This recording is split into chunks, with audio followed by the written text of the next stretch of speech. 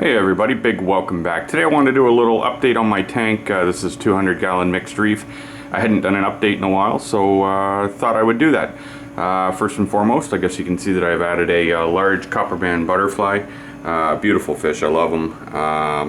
Just to try to help take care of some aptasia.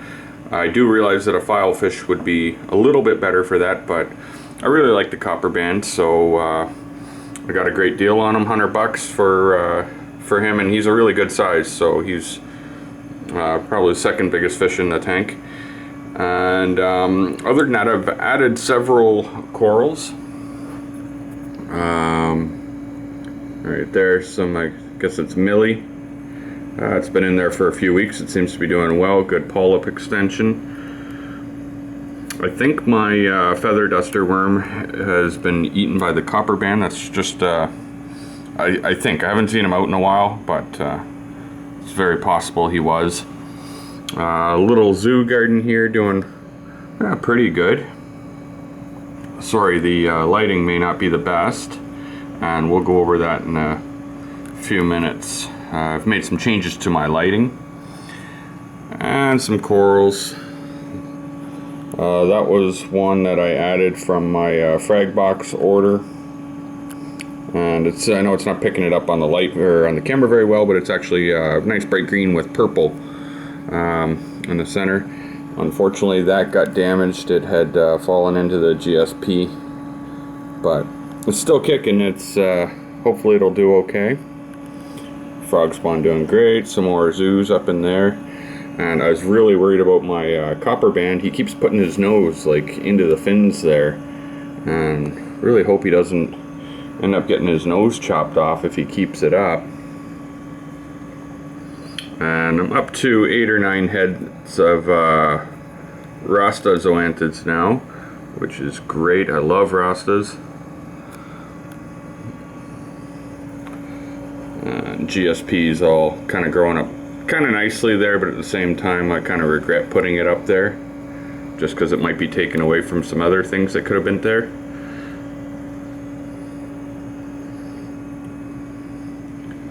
And we'll just keep cruising along here. Got another SPS up there. I guess overall my tank style is a little different than most. I'm very unorganized. I got this here, that there, a little bit, you know, of everything everywhere. Just kind of my chaotic way, I guess. Lots of mushrooms. My hammers are doing a lot better now than they used to be. I've worked really hard to try to get my water chemistry better than it was. Those are really nice. I don't think they'll show up that nice on here, but in person they're really nice pink with yellow centers. And give you a little tank down view. Hi Bernie. Everyone remembers that Bernie was the adopted fish for his lateral line disease. He's really cool though. He's really fattened up, seems happy. And I'm going to do a video specifically on this guy here one of these days, my convict plenty, because I've had a few people over the times ask some questions about him, so let me do a little research and I will try to bring a cool video about him as well. And yeah, so stay tuned for that. Let's continue along. Those had fallen and they just seemed happy there, so I've just kind of left them there. Nothing bad going on with them, so just leave them alone.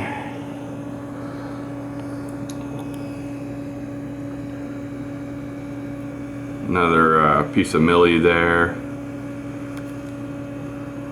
Mushroom's gone crazy, right? And nice blastos I added a few weeks ago. They're doing well. That's my local pet aptasia, really big and healthy, which is great. I'm joking, I was hoping the Copperband was going to eat him. Big mushroom there.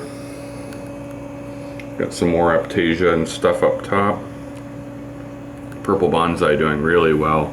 That's, I'll come back across so you can see. That's really encrusted and plated and come up and everything really well.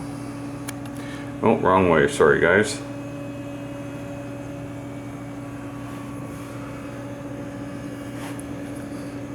my neon candy canes I added a few months ago. There's some Monty there, though it doesn't look like it colors up nicely on here. Anyway, it's kind of like a light pink with purple polyps. Some stuff just doesn't show up that well on here. These have really changed colors, and we're going to talk about that in a few minutes, though, what I attribute that to. I just wanted to give you the quick look around first before getting into that. Oh, yeah, and I've added a new clam.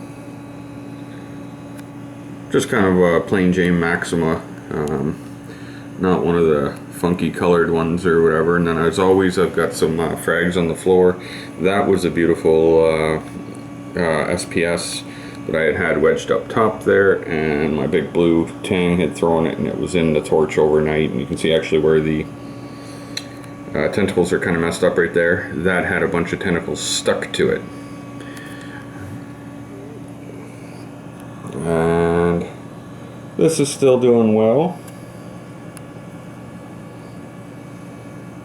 We got some crabs fighting over here on the floor wherever they are right there, which is nice. I gotta pick up that bird's nest and put it away. New plate coral, actually I forgot to point out right there, from Cracking Corals in Welland.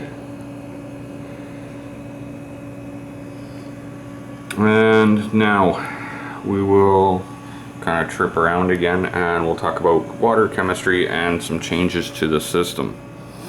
So water chemistry, all my levels, calcium, magnesium, and all that, it's all good. Calcium's like 460, something like that. Magnesium's about 1300. I think I'm about 2.9 or so on the alkalinity. Everything's within check, but I was still finding that some of my corals are lacking color, and I have no idea why. It didn't make sense.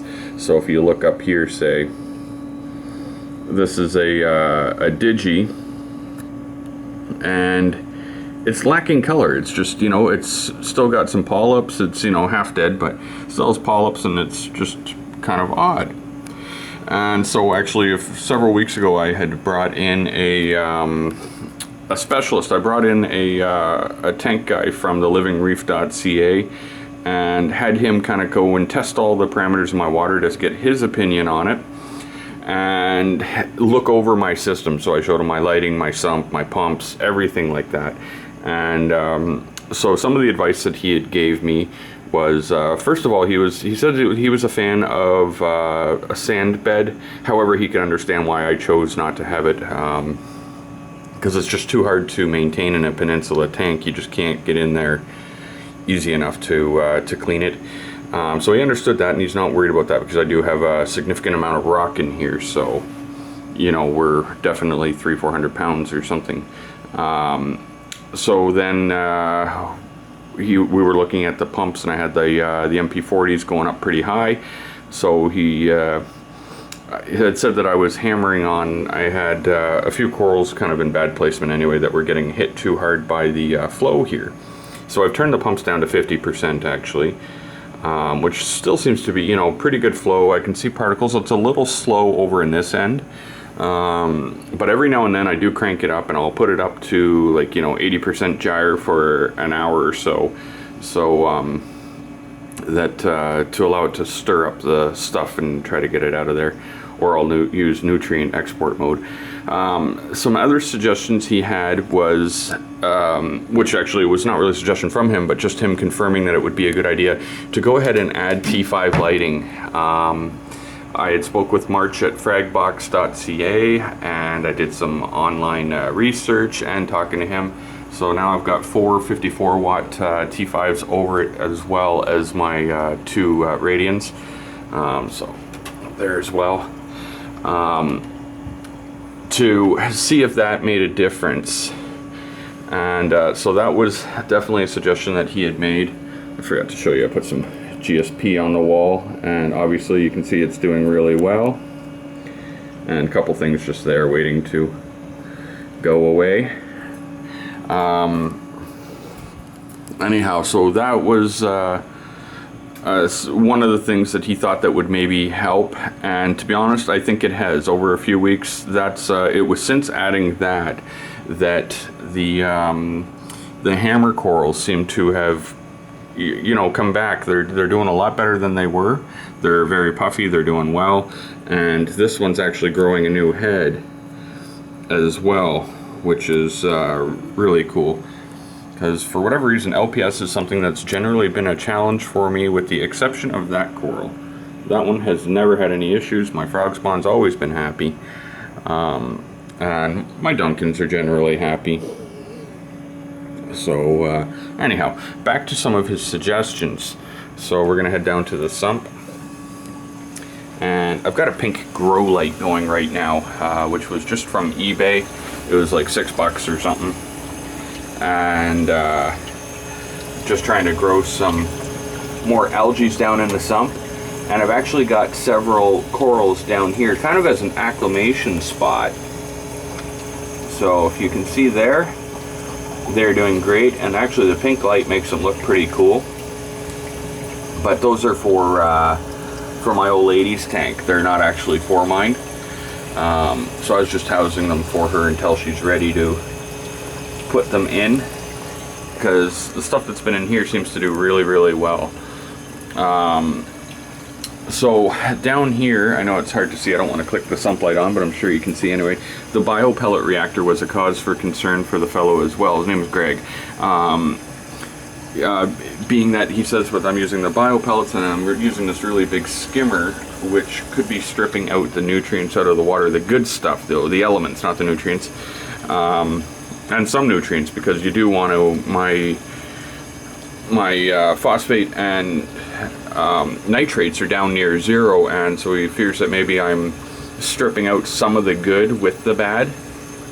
And so I've been researching that online as well, and I'm kind of feeling inclined to maybe believe him that very well could be the case. So I'm not going to pull the bio pellets offline. What I'm going to do is kind of let them work themselves away and kind of see where we are. I hope I'm not going to you know, be shooting myself in the foot by doing that, but I've kind of wondered if that's what's causing the loss in color for some of my stuff. Most of it's really good. It's just a few things, but my anemone, strangely enough, you can see that one's full of color right there, and then I've got another one right up top there, and a couple on the other side that are almost bleached right out, so it doesn't make much sense. Other than that clownfish aren't hosting them, so they're not getting as much food as they maybe would like. So I've been trying to give them a little bit here and there to help out. But so back to what I was saying, I'm going to let the bio pellets kind of work themselves out, and just kind of go from there. Keep an eye on my nitrates and phosphates, and see, I'm still using the dosing pump. That's what's keeping my other levels good. But in visiting the tank that I filmed and uploaded a few weeks ago, I see that all he has is a calcium reactor, not a dosing pump. And so if things don't slowly start to improve, well, preferably quickly, that's something I might consider switching over to and seeing if it helps the situation at all. I've never had one. I know that you do need to be very careful with them, but yeah, it's something that I might be willing to try. And I think that's pretty much going to wrap it up, guys. I see that I've gone 14 minutes here. I had no intentions of keeping you that long, for the ones that are actually still here. And I did want to say a big thank you to all my new subscribers. I know a lot of you are for drone videos, but hopefully some of you are for the reef tank videos as well. I do appreciate you guys subscribing. I'm just a few shy of 6,000 now, so the numbers are really climbing up, and I really enjoy watching it climb like that. So hopefully you guys have enjoyed this video somewhat. If you have, please consider leaving me a like and subscribing if you haven't already. I do try to have a whole variety of different videos, so you know, if you're a drone person and you just happen to be watching this, don't worry, there are drone videos coming. And I'll try to bring you the best content I can. Drones are really hard right now in Canadian winter. It's cold, it's windy, it's difficult to get the shots, but on nice days I plan on it. So thanks for watching, guys, and we'll see you next time.